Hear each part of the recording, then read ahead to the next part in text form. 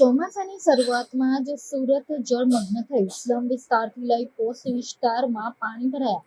લોકોના ઘરો, દુકાનોમાં પાણી ભરાતા લોકો હેરાન થયા.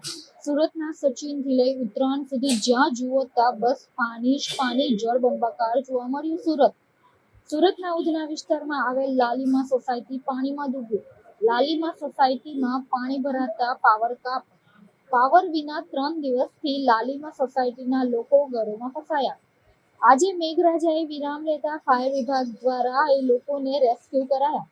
કેડસમાં પાણીમાંથી પસાર થઈ જીવન જરૂરિયાતની વસ્તુ લેવા બહાર નીકળવાની લોકોને આવી નોબત. ફાયર વિભાગ દ્વારા 35 થી વધુ લોકોને લાલીમા સોસાયટીમાંથી રેસ્ક્યુ કરાયા. દર વર્ષે આ સોસાયટીમાં આવી જ પરિસ્થિતિ હોવા છતાં કોઈ નિરાકરણ નહીં તેવું સ્થાનિકોએ જણાવ્યું. બીજી તરફ ઉધના પુષ્પાનગર સોસાયટીમાં ડેનિસ કેક પાસે ઘૂંટણસમાં પાણી ભરાયા. ખાડીના ગંદા પાણીમાંથી પસાર થવાને લોકોની આવી નોબત. ખાડીપુરના પાણી સાથે લોકોમાં રોગચાળો થવાની બીક વધી. સુરત શહેર પોલીસ દ્વારા ઠેર ઠેર રેસ્ક્યુની કામગીરીમાં સતત ખડે પગે તેઓ જોવા મળ્યા. સુરત શહેર પોલીસે ખડે પગે સુરતના અલગ અલગ વિસ્તારોમાં લોકોની મદદે કરી. 48 કલાકના ભારે વરસાદે સુરતમાં ઠેર ઠેર તારાજી સર્જી. કરોડોના પ્રી મોન્સૂનની કામગીરીના દાવા માત્ર કાગળ પર. તંત્ર સામે લોકોમાં રોષ જોવા મળ્યો. તંત્રના પાપે ઘર વખરી પાણીમાં તણાય તેવા લોકોના આક્ષેપ. પોલીસના ઉચ્ચ અધિકારીઓએ ખાડીપુર વિસ્તારોની સમીક્ષા કરી. સુરત શહેરમાં જે મુજબ 48 કલાકમાં 18 ઇંચ જેટલો વરસાદ નોંધાયો છે. ત્યારે સમગ્ર સુરતની વાત જો કરવામાં આવે તો પ્રથમ ચોમાસાની શરૂઆતમાં જ સુરતના અનેક વિસ્તારો જે છે તે જળબંબાકાર થયા હતા. સુરતના સ્લમ વિસ્તારથી લઈને પોસ્ટ વિસ્તારની વાત કરવામાં આવે તો અલગ અલગ વિસ્તારો જળબંબાકાર થયા હતા. સુરતના ઉધના વિસ્તારમાં આજે જે લાલીમા સોસાયટી આવેલી છે, જ્યાં અહીં જે ખાડીપુરના કારણે અહીં લોકોના ઘરો પાણીમાં ડૂબી ગયા છે. લોકોના ઘરો જે ગ્રાઉન્ડ ફ્લોર જે છે તે પાણીમાં ગરકાવ થયા છે. આપણી સાથે અહીં ફાયર વિભાગની ટીમ છે જે સવારથી રેસ્ક્યુ કામગીરીમાં જોડાઈ છે. તેમની પાસેથી જાણીએ કે કઈ રીતે લોકોની પરિસ્થિતિ છે. આપનું નામ Vijay Solanki, sub fire officer, કેસ્ટલ ફાયર સ્ટેશન. અત્યારે હાલ આપણે લાલીમા નગર સોસાયટીમાં છે. રેસ્ક્યુ કામગીરી ચાલી રહી છે. લગભગ નહીં તો એપ્રોક્સ 30 થી 35 જણના રેસ્ક્યુ કરેલા છે. અહીંયા પાણીનો ભરાવો થોડો વધારે છે એટલે ઝડપથી રેસ્ક્યુ કામગીરી ચાલી રહી છે. એના સિવાય બીજી બધી જગ્યાએ પણ અત્યારે જ્યાં પાણી ભરાયા છે ત્યાં સુરત ફાયર ઇમરજન્સીની સર્વિસ ટીમ કાર્યરત છે અને વહેલામાં વહેલી તકે રેસ્ક્યુ કામગીરી ચાલુ છે. હજુ પણ કામગીરી ચાલુ છે. અન્ય પરિસ્થિતિ અત્યારે પાણીનું લેવલ વધારે છે અને લોકોના ગ્રાઉન્ડ ફ્લોરના ઘર બી ડૂબી ગયેલા છે અને અત્યારે રેસ્ક્યુ ચાલતું છે અને બધાને રેસ્ક્યુ કરતા છે.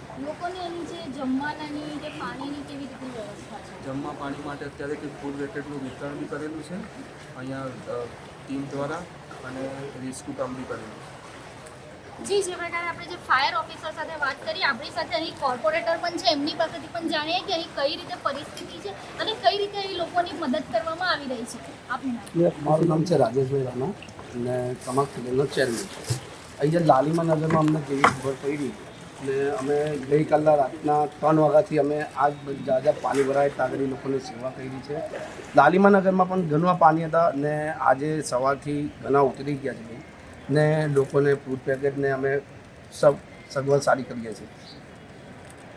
જી, જે પ્રકારે આપણે કોર્પોરેટર સાથે વાત કરી, આપણી સાથે બીજા સ્થાનિક પણ છે. એમની પાસેથી પણ જાણીએ કે કઈ રીતે પરિસ્થિતિ છે અને લોકોને જે કઈ રીતે અહીં જે તકલીફમાં અહીં લોકો મુકાયા છે. આપણને સુરેશભાઈ રાણા છે. હું અહીંયા વર્ષોથી રહી રહ્યા ને મારો પ્લોટ નંબર 111 છે અહીંયા ને દર વર્ષે આવું ખાડીપુર અહીંયા આવી રહેલા છે. કોર્પોરેટરે આની ધ્યાન લેવી જોઈએ ને એમની એ કરવું જોઈએ. અહીં દર વર્ષે લોકોની આ જ પરિસ્થિતિ હોય છે. કઈ રીતે? જી હા, દર વર્ષે આવું જ પરિસ્થિતિ હોય છે. ખાડીપુર અહીંયા આવતા જ રહી છે એટલે દર ચોમાસાની અંદર આવી પરિસ્થિતિ થઈ જાય છે. જી, જે પ્રકારે આપણે જે લોકો સાથે વાત કરી અને અહીં સ્થાનિક કોર્પોરેટર તેમજ અહીં જે ફાયર વિભાગ સાથે વાત કરી તેઓ જણાવ્યું તે મુજબ સુરતના ઉધના વિસ્તારમાં આવેલ જે આ લાલીમા સોસાયટી છે, જે દર વર્ષે ચોમાસા દરમિયાન આ જ પરિસ્થિતિ રહેતી હોય છે. મહત્વની વાત એ છે કે અહીં જે નજીકમાં જ ખાડી આવેલી છે અને ખાડીપુરના કારણે અહીં લોકો લોકોના ઘરોમાં પાણી ભરાઈ જતા હોય છે. પરંતુ મહત્વની વાત એ છે કે દર વર્ષે જે તંત્ર દ્વારા જે પ્રી મોન્સૂનની કામગીરી કરવામાં આવતી છે, પરંતુ જ્યારે ચોમાસાની શરૂઆતમાં જો આ પ્રકારે તમામ વિસ્તારો જો પાણી થઈ જતા હોય તો આ પ્રી મોન્સૂનની કામગીરી સામે સવાલો ઉઠી રહ્યા છે. તો ક્યાંક ને ક્યાંક જે પ્રકારે ડ્રેનેજના પાણી પણ ઉભરાતા આ પૂરની પરિસ્થિતિ સર્જાતી હોય તેવું પણ લોકો પાસેથી જાણવા મળ્યું છે. તો જે પ્રકારે સુરતના હજી કેટલા વિસ્તારો છે જેમાં પાણી જે પૂરના પાણી છે જે હજી ઓસર્યા નથી અને લોકો જે છે લોકોની પરિસ્થિતિ કપરી છે. ઘણા લોકોના જે ઘર વખરીનો સામાન અહીં પાણીમાં જતો રહ્યો છે અને લોકોને હાલાકીનો સામનો કરવો પડી રહ્યો છે, જેના કારણે લોકોને આજે રડવાના દિવસો આવી રહ્યા છે, જેના કારણે ક્યાંક ને ક્યાંક લોકોમાં તંત્ર સામે રોષ પણ જોવા મળી રહ્યો છે. કેમેરા પર્સન સાથે રશ્મિ રાણા, નફતાર સુરત.